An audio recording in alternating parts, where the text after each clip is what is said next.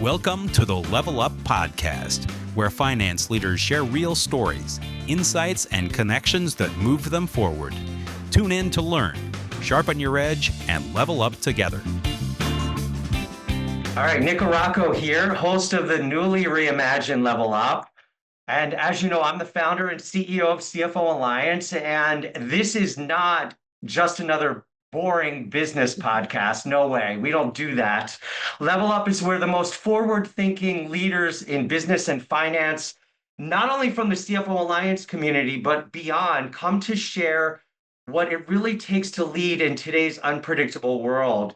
And in each episode, I get the pleasure and opportunity to sit down with CFOs, finance and business executives and leaders who are redefining what leadership looks like by stepping up, leaning in, and leveling up. These are not theory-driven interviews. They're raw, they're real, and they're packed with insights you can use. Past guests of Level Up have included power players like Jennifer Usum, who throws those punches, from a really cool company, I Heart EBITDA, which I know our guest today will love.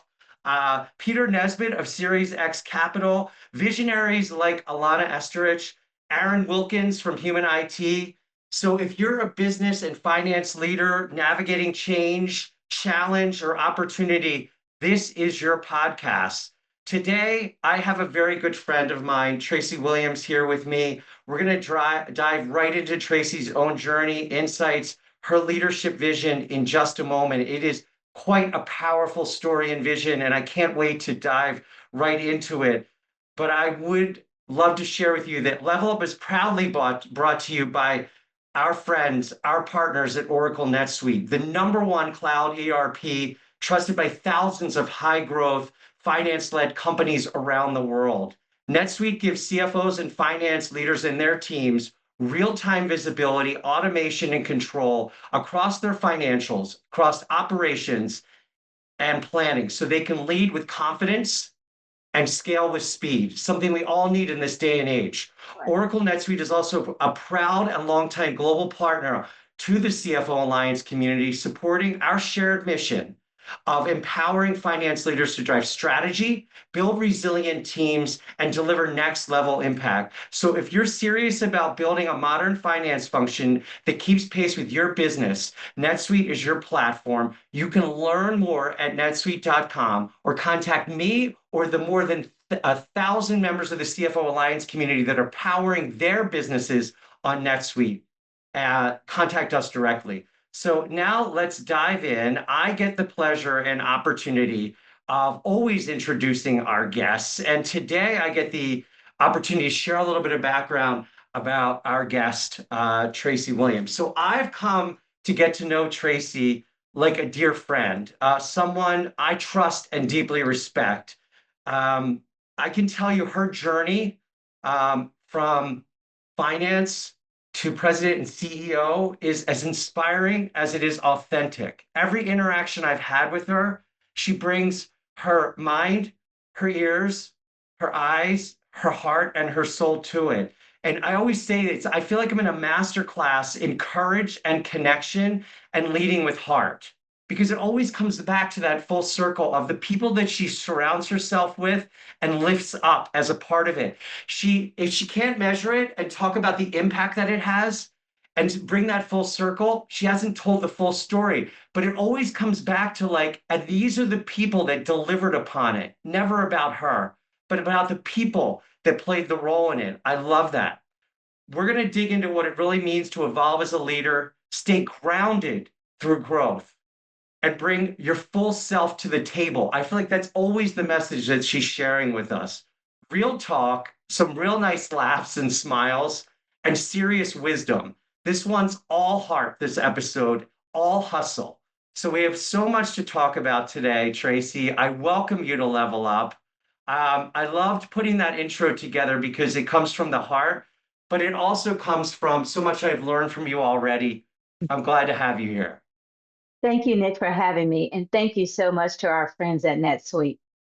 Yeah, well, this is going to be a fun one because I remember like one of the first times we sat down across from each other face to face. I remember you walked in with this big smile on your face and One of the first things that you shared with me was that I feel like in every role you've had, and this is a compliment, you've always pulled out something you've learned the hard way.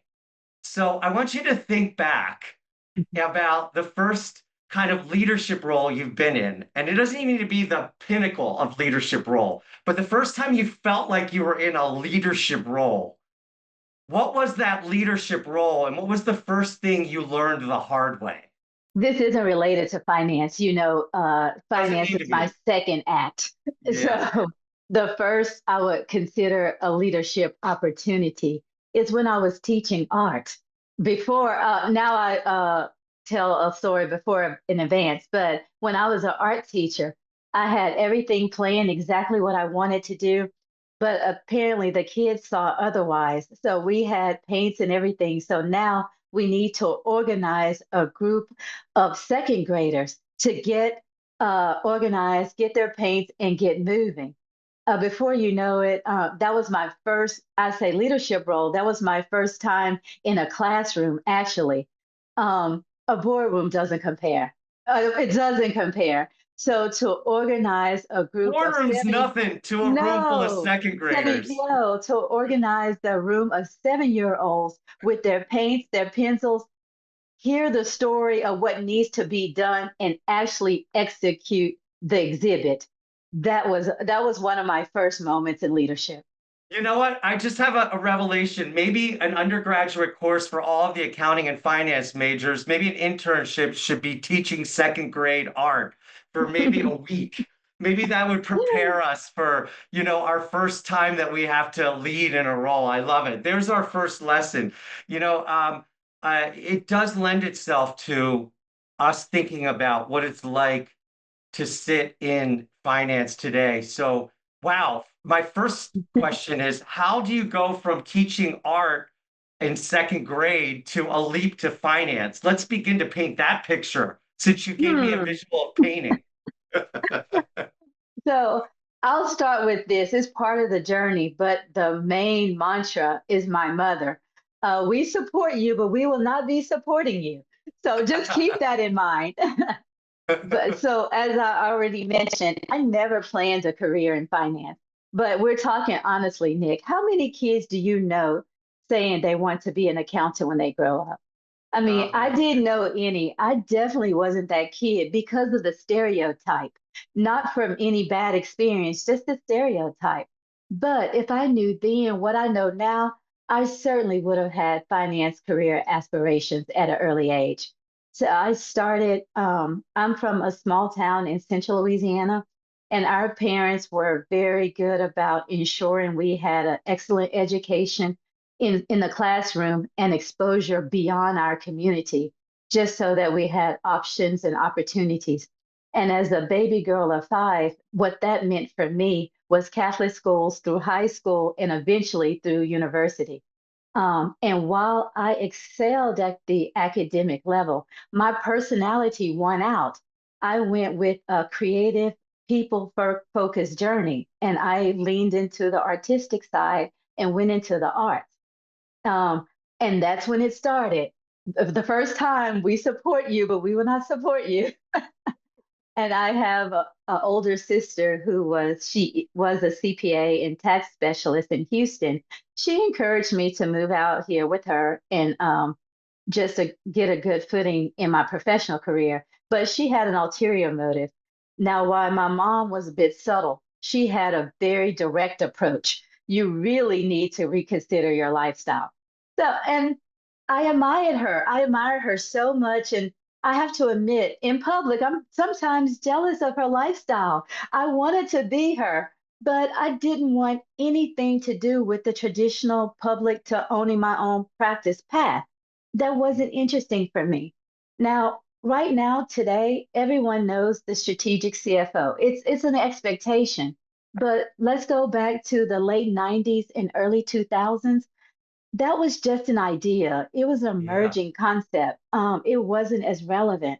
But fortunately, with my family's push and my own curiosity, I started to look into careers in accounting finance. And I came across text where there were some predictions and discussions where financial management would have a more strategic focus. We would move from record keeping to value creation. And at that point, I decided maybe there is room in this profession for someone like me, someone who's creative but committed to people and to results. And so I decided to take up accounting finance through graduate school in graduate studies. And that's what brought me here. I love it. I love it because you opened up a gateway that at the time was probably not a very large gateway. It was a small opening. And you know what? That requires you to be somewhat bold. And there were Right. probably a lot of people in that had potentially that spark that was a very small spark that got thwarted or put out because it Mm. was going to take too much of an ignition switch or foot down on an accelerator for it to move forward. So kudos to you because now you're right. In this day and age, I met someone last night who said, I'm recruiting talent not based on what they know already, but their willingness to learn and begin to understand and know more.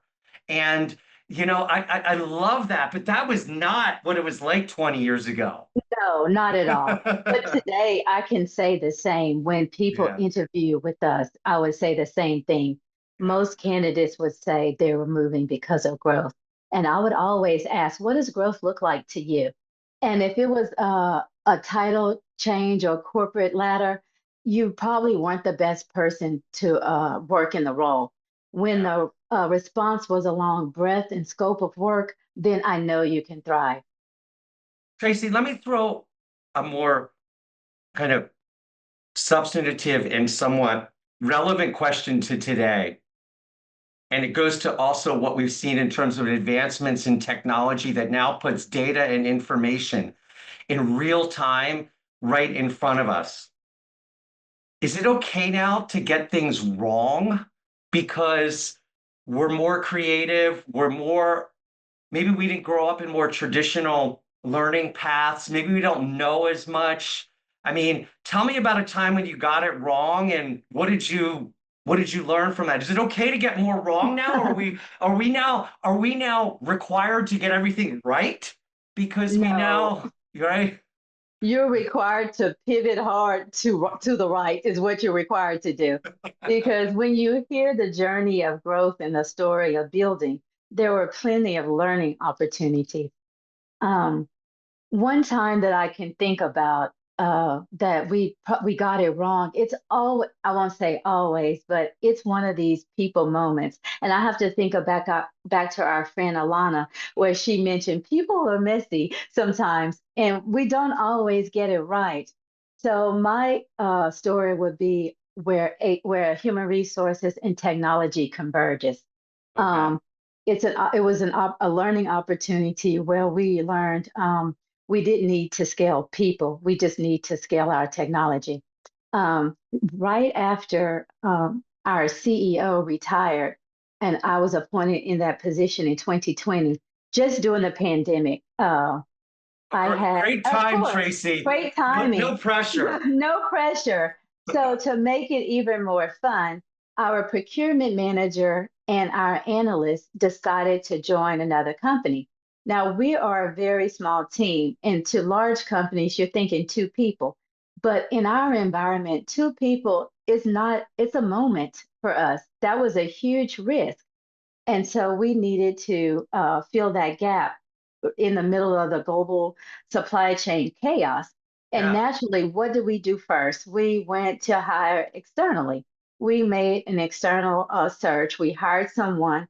The candidate was excellent, excellent on paper, great guy, great character, but the timing and the chemistry just wasn't right. It wasn't right for our team.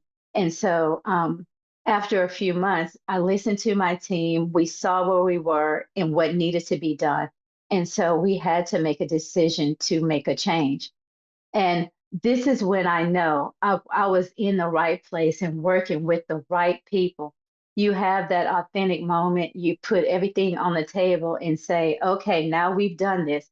We are the people left to deal with this matter, the 50 cargoes at the port. we have to make it happen. And my group quietly stepped up. Our customer service team drew on their past experiences, and everyone stepped in to make that moment make sense. And that's when I realized we had everything that we need internally. There was no need to go out external any further for the search. So we closed down the search. We were able to promote from within, backfill, and then ultimately use technology to improve our situation. But that's probably a different story. But I love to share how we got there with the technology. You know what? There's two key points I pull from that. First of all, that's a testament to the culture that you can say that it validates you have a strong culture and that mistake was made, but the resolution came from within. It wasn't a Yes. finger pointing. It was, we can resolve this by leaning into who we already are and who we already have. It didn't Mm. destroy what was already there. In fact, it No. validated what you already had. Here's the second piece that we glanced over. Your boldest career move was not from art teacher to finance. We glanced over something. Mhm. It was from CFO to president and CEO. So tell us a little bit about that. Um, I will. I will take it back a little further. Yeah. My boldest move for me was determined to have this career in a different path. And everything that I've done from that moment has led to that journey.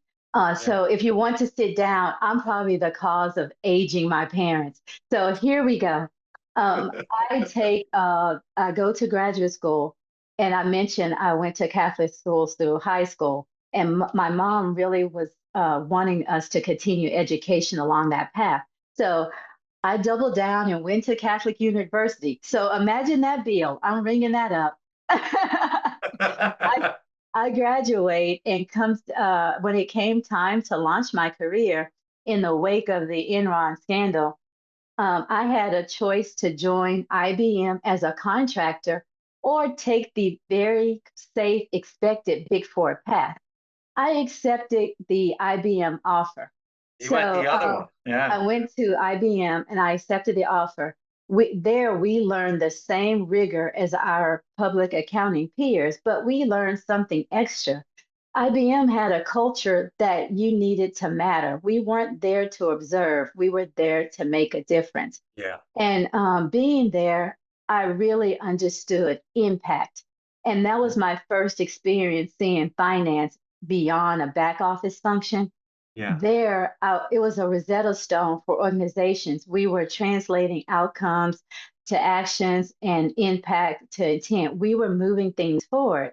That was interesting for me. And the risk was the positions were contractor. It wasn't guaranteed. I had to prove Yeah. myself to make that impact. Because Um, any moment in time they could go yes, flip a switch and you're out. Right. Yeah. right. But that role taught me impact. My second career role transition was to Suez. I was there in the energy business, and the reason why that was risky is I left a role in consultancy during global transformation, and the markets were great, but I took an analyst role in SOX, and people were, you're leaving consultancy to do documentation, but for me, that was discovery. In that role, I had an opportunity to learn every process, every policy, every procedure, and How it every all worked. decision flow. Yeah. Right. Yeah.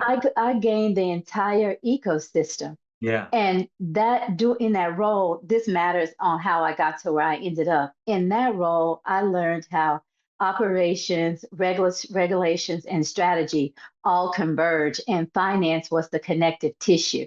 So now I'm collecting my toolbox, and then I go to SONGWON.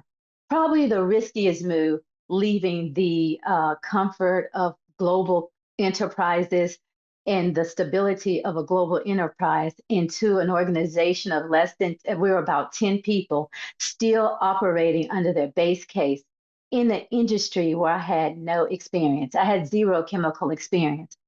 Um, so that was the biggest opportunity because we had an opportunity to build ground up. Yeah. Because we were in our base case, Everything was outsourced. We had a decentralized leadership, and we had a very strong commercial team led by a strategic savant and my mentor, Fran Bistrus King. I would not have gotten through chemical networking without her. So we had that going for us. But our back office function was outsourced, our production was outsourced, and we were still building. We were making money, revenue, but we were not profitable, and we were not built to scale. So my role, I was hired as a financial controller, and I had the global title of CFA, which stood for Controlling Finance and Administration. And Okay. so it sounded really impactful. I take the role, and essentially it boils down to vendor relationship management because Yeah. everything was outsourced. Yeah, everything's outsourced, so there's nothing right in front of you. It's all going out. Mm, Yeah, it's all going out, coming right. back in. Right. But You're two like months air in, traffic control, basically. absolutely. Yeah. So, but 2 months in, just 2 months in, the inflection point came. And that's when I took finance completely in house. So I was the first, probably, in house financial accountant and controller taking on those responsibilities for the Americas. And once we did that, we had opportunity to tighten look at our tax structure, look at our finances, and implement different controls. And at the end of the day, there was profit with no top line results increase. So just cleaning up, doing what we needed to do. And that was really impactful for us. And over time, we just built those functions in house. And that building, that organization ground up, finance, HR, legal, tech, risk. I knew the organization inside out. And then when Doug retired, I was appointed in that role. I took over the role for CEO, continual financial management, and inherited global intellectual property. Very cool. Very cool. You know what's interesting to me is the perspective that you must now have. I want you to play a bit of futurist now. Just given what you shared about, the roles you've had, that visual I have of now understanding the connective tissue. I want you to apply that now because CFOs are getting pulled into tech and talent and deals and crises. Where do you see finance leaders being stretched the most right now? And what advice do you have for them in terms of how best to navigate it? I mean, you have such a unique perspective, and I see you being able to, just given the way you've gotten and your path there, you could provide some unique perspective and advice and counsel to your peers. How do you suggest they best navigate it? Well, right now, the conversation seems to be lending toward technology, automation, analytics, and AI. But the real transformation starts and succeeds with talent, with people. So people will have to know how to utilize these tools and add meaning to it. Um, the technology, AI, the automation, talent, and capital, they're not dependent disruptions. We're all part of the same system.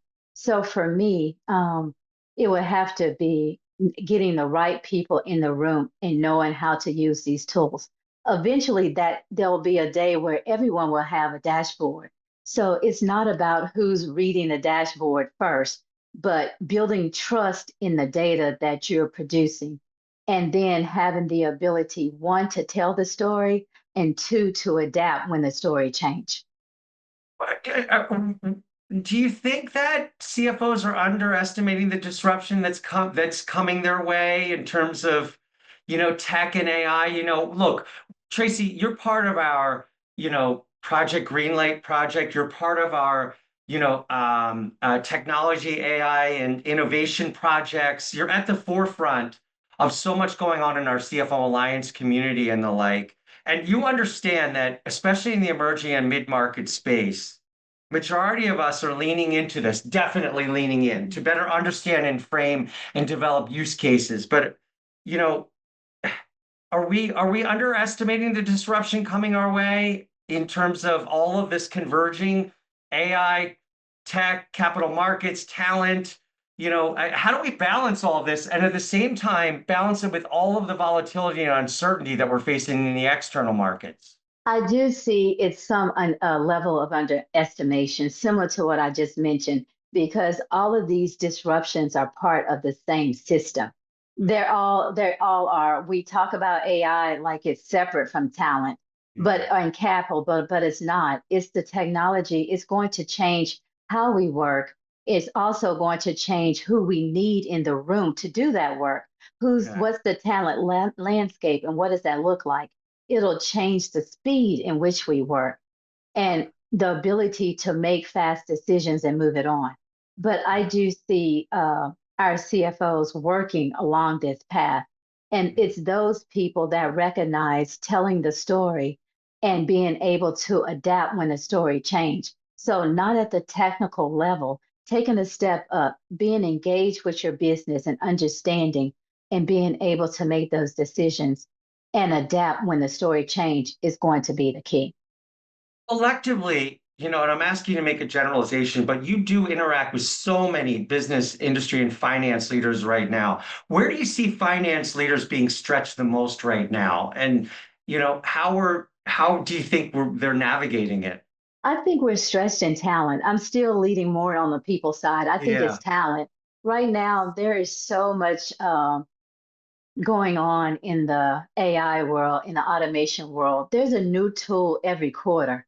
So there's something new. It's probably every month. Maybe I'm the one behind, but there's something No, new I think you're right. every Bright, shiny quarter. object disease is being Right, thrown the in our shiny penny. inboxes. And Yeah. so the thing is, the tools will continue to change. Yeah. Developing your people and making sure you have people that are adaptable to move with the change and navigate the business during that time and still tell the story. Because ultimately, we all will have good, new, shiny tools. We will all have the same ability to get information faster and quicker. Where the difference will be made is the people that are trusted, the ones that have taken this data and translated into decisions and retain the trust of their investors and the board. So taking this and making it meaningful. And people do that. People bring meaning to the technology. So then with that in mind, what's one capability you think every CFO will need over the next 5 years that most don't have today? Mm. Right now, we've already passed that hurdle of the narrative intelligence. You hear a lot of people talking about it. We've moved from the storytelling to the sense making. We're already doing that. Okay. And as an artist, I enjoy the fact that we recognize the need for perspective. We need the through line to understand the story and the art to see what's not obvious. So the narrative intelligence, we can all agree. But there's also a need for the adaptive. So there should be some type of hybrid approach here because once you know the story and tell the story, when there's a disruption, whether it's AI, whether it's technology, we need to be able to adapt as well. So understanding the story, recognizing when it's changing, and then the ability to line your organization to move ahead. Do you think, this is interesting. I had this conversation with one of our other members in San Francisco on Wednesday, Murray Jukes, who's on our board as well, about a trend shaping finance leadership over time. He's convinced that a couple decades from now, when we're old and wise, sitting on a porch, enjoying a nice glass of tea, thinking back about the good old days, that maybe those sitting in the seat, how they got there will be different, how they're Mhm. navigating may be different. Um, you know, I said to him, well, if you had to bet your career on a trend shaping finance leadership, what would that trend be? He had struggled with it, caught him. He struggled with, couldn't identify what that trend would be because there was said he viewed it as a chasm, even, over a Mhm. long period of time. In the short term, do you see any trend shaping finance leadership? Because we saw a massive, massive departure happening of the boomer in the seat. Mhm. You have Gen X, which is a generation, is a very small generation. And you've seen it in the CFO Alliance as you've Right. joined this community, a massive influx of millennial first time in the seat. And the way they navigate and got to the seat has been very different as well. You see a trend there? I do. And I think that generation understand, they may not understand, but they at least ask the why behind the work. And that's Yeah. the trend that I'm seeing right now. The people who are asking and understanding the why, because ultimately you'll need a strong leader that can navigate through the chaos. And when you know why you're doing and you align purpose with your activity, then it makes that's when the sense making starts. Or as you mentioned, the chief reality officer starts when you're able to bring clarity to chaos and understand why we're moving. That makes the difference. Hasn't it gotten fun, Tracy, to really build relationships with this first and next generation of CFO? I mean, I feel so energized by this tidal wave of newly seated CFO. I didn't really know what to expect, but I just am really enjoying that why. You know, I do. it's been such a momentum, a movement in the most Mhm. positive way. Uh, I agree. yeah, At some point, I was the 22-year-old, the 20 yeah, year old, the 2 year old. But why? But yeah, why? You yeah, have to know, have the purpose yeah. driven life moving this business forward and what you're doing. And to me, that's not it's not a sign, it's a wonderful sign of confidence and capability and competency to Mhm. show that vulnerability. It's not a sign of weakness at all, it's a sign of strength. No, agreed there. Yeah, Once you're acting with purpose and you're yeah, able to bring clarity yourself and your company, your businesses are expecting you to bring clarity out of chaos and where it's noisy. And right now it's noisy. It's yeah. noisy with AI, it's noisy with automation. What are we doing with this and where are we going? And having the right people to take time out and see a path forward is probably the most important part of the journey. Leaders Well, that can lead you through. it is. You know, it has been so refreshing to build relationships within this community and outside, and it's become so personal. So I want to talk to you a bit about your own personal edge. What's something that most people do not know about you in terms of quirks or habits or rituals that most people may not realize? What will you share with us? I'll share two. One, because I believe most people do know I make a habit of knowing everyone's name and it's something about them, not just the people I work directly with, but everyone, down to the vendors that we work with. And there's been some vendors where there's been no transactions, but we're the best of friends. It started with a connection, then to trust and collaboration. And at Songwon, it might have been relatively easy due to our size and our proximity, but this wasn't situational. It was intentional. Even at Suez, when I walked into a plant or a different office, I knew I took the time to know something about everyone, not their title and their job responsibility, but to see them as a human. And when you can start connecting people at that level, the alignment and the return is much different. You'll see a very different moment.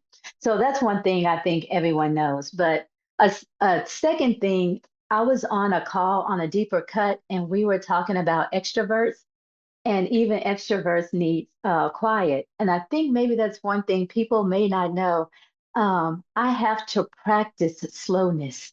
I do. I Okay. have to practice that. And what that looks like in the mornings before I do anything, before the day gets a vote, I'm outside usually on our patio with a beverage, my coffee or my tea, no phone, no television, no conversation, just silence. And if Okay. I don't practice that silence, I can't real I need to be intentional and practice intent versus reaction. And I do that so I can be sure to be present and show up as the intentional present leader that I expect myself to be. But I do practice that slow. I do have to practice slowness. Was there a moment in time or a trigger for you to adopt that practice, or is I mean, can you think about the first time that you did that and how long you've been doing that, or is that something you've always done and you just kept that with you? I'm just curious.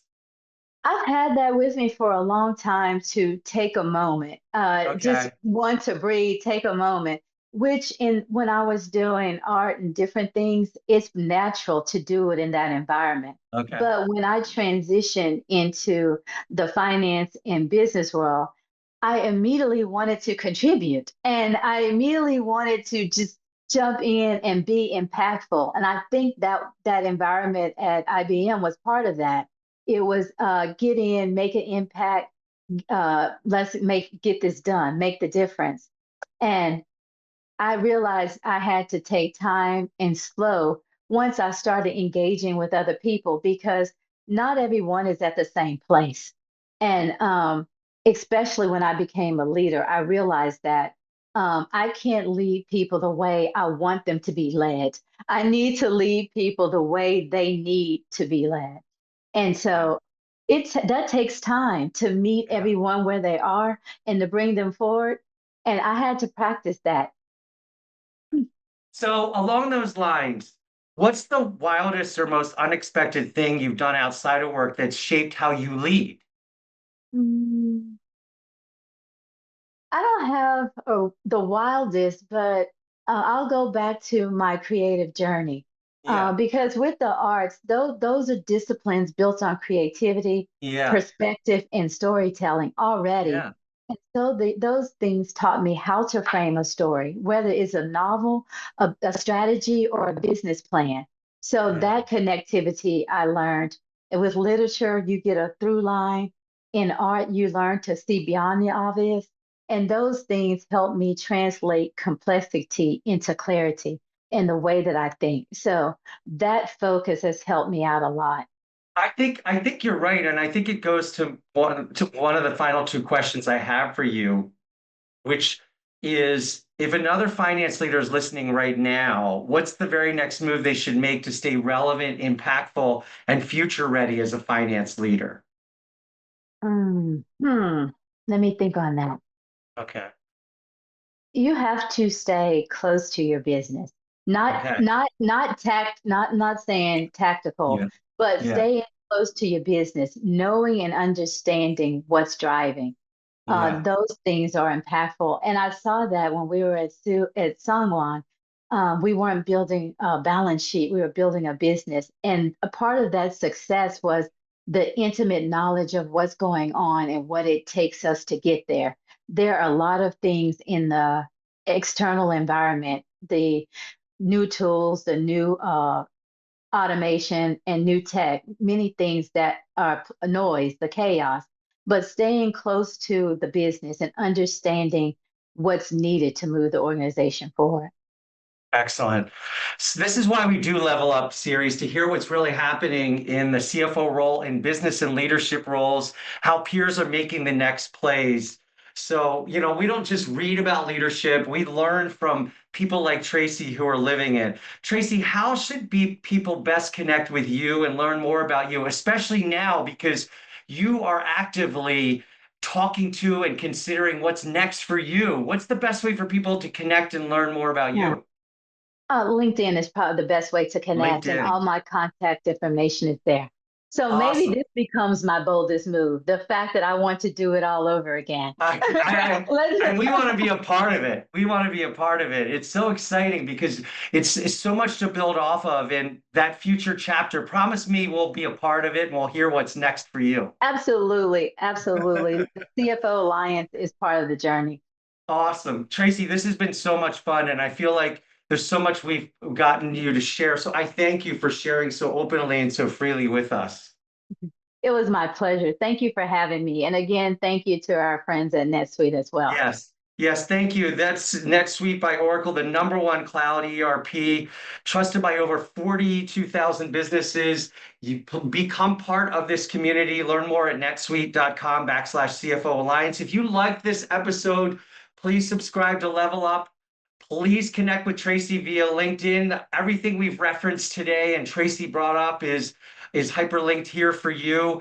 If you have a recommendation for a guest or want to be a guest on Level Up, contact me here directly. And most importantly, please stay well, please stay safe, please stay connected. And we hope that this episode helps you level up. Thank you again, Tracie. Thank you so much, Dick. Enjoy your day. We'll see you and here, and you'll hear a next episode from us. Thank you again, listeners. Very All good. right. Thank you. Thank you. Thank you for tuning in to the Level Up Podcast. Subscribe so you don't miss the next episode. More stories, insights, and connections to help you level up.